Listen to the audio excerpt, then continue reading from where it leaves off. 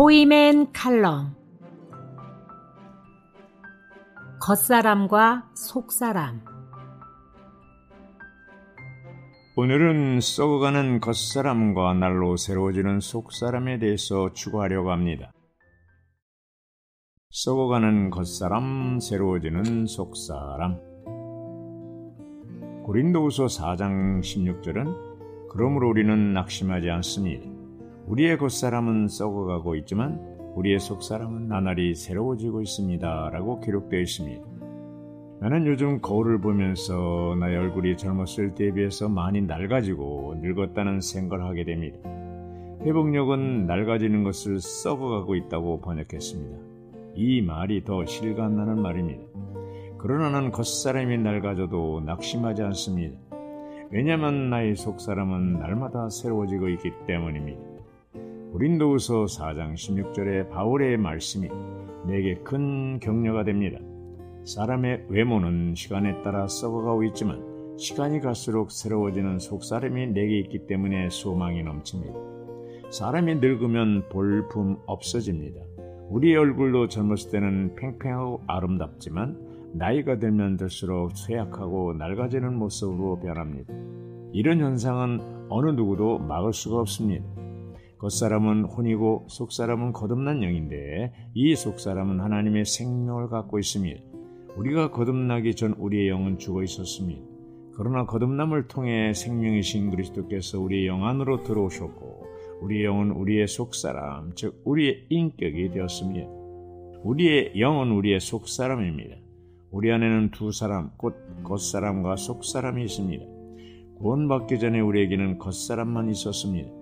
그러나 구원받은 후에는 속사람이 우리 영 안에 살고 있습니다. 일상생활에서 이 둘 사이에는 많은 다툼이 있습니다. 그 이유는 겉사람은 항상 속사람에 반대되는 것들을 갈망하기 때문입니다. 예를 들어 우리 겉사람은 TV, 드라마나 쇼핑 등 세상적인 오락을 즐기고 싶어 하지만 속사람은 그것을 싫어합니다. 그러므로 우리는 더 이상 겉사람으로 말미암아 살아서는 안 되고 우리의 속사람으로 말미암아 사는 습관을 가져야 합니다.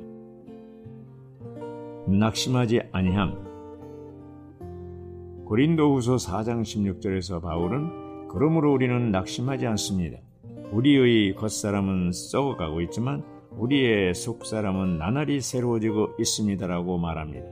4장 1절에서와 같이 16절에서도 바울은 우리가 낙심하지 않습니다라고 말합니다. 그 당시 바울과 그의 동역자들을 실망시키는 많은 일들이 일어났습니다. 그럼에도 불구하고 그들은 부활 안에 있었기 때문에 낙심하지 않았습니다. 겉사람은 우리의 혼과 우리의 몸인데 몸은 그 기관이고 혼은 인격입니다. 속사람은 우리의 거듭난 영입니다. 거듭난 영은 우리의 인격이고 새롭게 된 혼은 그 기관입니다. 혼의 생명은 부인되어야 하지만 혼의 기능들, 즉 생각과 감정과 의지는 속사람의 인격인 그 영에 의해 사용되어지도록 높이 올려져야 합니다. 썩어가고로 번역된 헬라어 단어는 또한 소모되고 쇠약해지고 낡아짐을 의미합니다. 여기서 바울과 동역자들이 죽음에 넣어짐은 그들에 의해 시작된 것이 아닙니다. 그것은 핍박하는 자들에 의해서 주어진 환경이었습니다. 핍박자들의 핍박이 사도 위에 주어졌기 때문에 사도들이 겉사람은 소모되어지고 파괴되었습니다. 따라서 속사람만이 우리의 삶을 새롭게 하며 영원히 남게 할 것입니다. 우리의 인생 여정은 결국 겉사람과 속사람의 싸움이 되는 것입니다. 겉사람으로 산다는 것은 에덴 동산에서 하나님이 아담과 하와에게 금지한 선악과를 따먹은 타락한 사람으로 사는 것을 말합니다. 그렇기 때문에 타락한 사람은 육체 욕심에 따라 삽니다. 하나님은 타락한 아담과 하와를 에덴 동산에서 쫓아냈습니다. 이마에 땀을 흘려야 먹고 살 수 있게 하였습니다. 타락한 사람은 자기 욕심을 따라 살고 자기 잘난 맛에 사는 사람들이고 다른 사람보다 더 똑똑하다고 생각하는 과대망상에 사로잡혀 사는 사람들입니다. 겉사람은 세상적인 사람들입니다. 요한일서 2장 16절에 왜냐하면 세상에 있는 모든 것, 곧 육체의 욕망과 눈의 욕망과 생활의 허세는 아버지에게서 나온 것이 아니라 세상에서 나온 것이기 때문입니다 라고 말합니다. 하나님을 떠난 사람은 인간 중심으로 사는 사람입니다. 노아 시대처럼 소돔과 고모라 시대처럼 사는 사람들입니다. 겉사람은 아무리 뛰어난 문화를 누리고 살아도 타락하고 육체에 속한 삶을 사는 사람들입니다. 16절에 있는 겉사람은 확실히 이 타락한 육체를 가리킵니다. 겉사람은 몸을 그 기관으로, 혼을 그 인격으로 가지고 있습니다. 따라서 겉사람은 몸과 혼으로 이루어집니다. 겉사람의 생명은 혼입니다. 혼은 겉사람의 인격이요 생명입니다. 하나님의 관심은 겉사람에게 있는 것이 아니라 속사람에게 있습니다. 우리는 겉사람에게 투자를 많이 합니다. 얼굴에 성형 수술을 하고 비싼 옷을 입고 외제차를 타고 명품 가방, 명품 시계, 명품 모자를 구입해서 걸칩니다.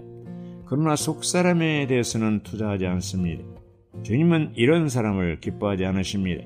주님은 이런 사람을 소모시키기 위해서 거기에 맞는 환경을 주십니다. 조만간 주님은 우리를 맷돌 아래 두실 것입니다.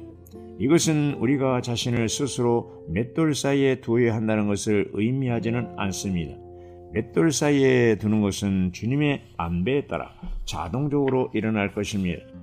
겉사람이 소모될 때 속사람의 어떠함이 나타납니다. 이것이 주님의 방법입니다. 이러한 방법에 의해서만 그분을 위해 신부가 예비될 수 있습니다. 속사람은 예수님을 믿음으로 말미암아 거듭난 사람입니다. 속사람으로 산다는 것은 그 영의 인도를 받는다는 것입니다.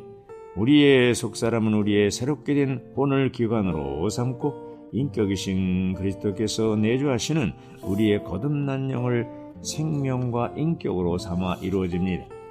우리의 거듭난 영은 속사람인데 이 속사람의 인격은 내주하시는 그리스도이십니다.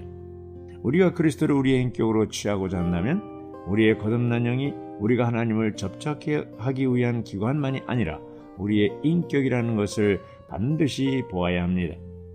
우리는 그리스도를 우리의 인격으로 취함으로써 속사람인 우리의 영 안에서 살아야 합니다. 혼적인 생명은 끝나야 하지만 혼의 기능, 생각, 감정, 의지는 새로워져야 합니다. 교회 생활에서 우리는 생각이 새로워짐과 생각이 높이 올려짐을 체험하고 있습니다. 속사람은 매일매일 새로워지고 있습니다. 따라서 우리 겉사람은 감소하고 있고 우리 속사람은 증가하고 있습니다. 겉으로 나의 몸은 점점 늙어가고 있지만 우리 속사람은 더 젊어지고 새로워지고 있습니다. 속사람은 신선한 부활 생명의 공급으로 영향을 공급받아 새로워지고 있습니다. 우리의 겉사람은 십자가에 죽이는 역사로 소모되어지지만 우리의 속사람 곧 거듭난 영은 부활 생명의 공급으로 매일매일 새로워지고 있습니다. 나날이 새로워짐. 새로워지는 것은 조성되어지는 것과 유사합니다. 우리가 새로워지기 위해서는 어떤 요소가 우리에게 더해져야 합니다. 이 새롭게 하는 요소는 우리 안에 감추어진 보배이신 그리스도이십니다. 그러나 우리가 새로워지기 위해서 우리 속에 보배를 가지는 것만으로는 충분하지 않습니다. 겉사람을 죽이고 소모시키는 것이 필요합니다. 이러한 연고로 우리는 내적으로 보배를 가지고 있고 외적으로 환경을 가지고 있습니다. 우리의 환경을 통해서 하나님은 주권적으로 우리를 맷돌 아래에 두십니다. 우리가 하나님의 손을 피하는 것은 불가능합니다. 그런데 부서짐을 피하려고 가장 열심히 노력하는 사람들은 결국 가장 많은 고통을 당합니다. 소모되어지는 것은 우리의 운명입니다. 주님은 우리를 소모시키기 위하여 우리 아내를 사용할지도 모릅니다. 심지어 자녀들까지도 그분에 의해 사용되어질지도 모릅니다. 우리가 소모되어져야 하는 것은 우리가 틀렸기 때문이 아닙니다. 오히려 우리가 옳기 때문입니다. 바울은 매우 옳았습니다. 이것이 그에게 엄청나게 많은 소모되어짐이 필요했던 이유였습니다. 그리스도께서 우리 안에 자리를 잡으시게 해드리려면 우리는 우리의 속사람, 곧 거듭난 우리의 영의 이루도록 강하게 될 필요가 있습니다. 많은 믿는 이들의 마음에 그리스도는 조금밖에 거처를 정하지 못하셨습니다.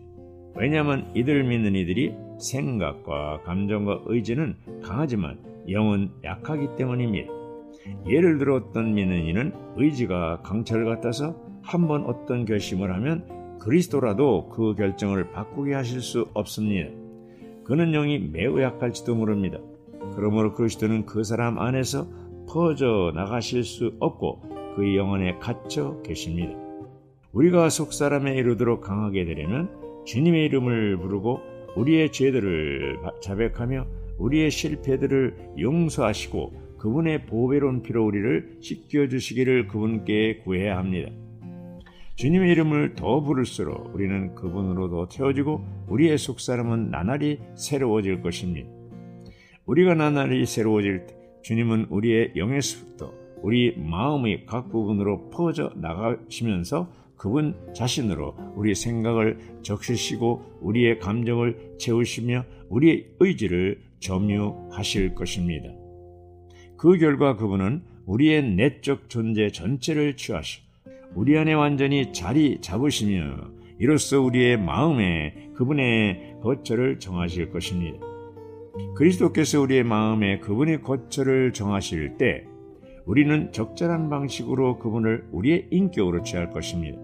그분의 생각이 우리의 생각이 되고 그분의 감정이 우리의 감정이 되며 그분의 의지가 우리의 의지가 될 것입니다. 그리스도 자신께서 우리의 생각과 감정과 의지가 되실 것입니다. 그분은 우리에게 모든 것이 되실 것이고 실제로 우리의 인격이 되실 것입니다. 그럴 때 우리의 삶은 그리스도께서 우리 안에 일하신 결과일 것입니다. 결국 더 이상 내가 사는 것이 아니라 그리스도께서 내 안에 사실 것입니다. 기도. 주 예수님, 당신은 저의 생명과 인격이십니다. 저를 얻으시고 점유하시며 소유하십시오.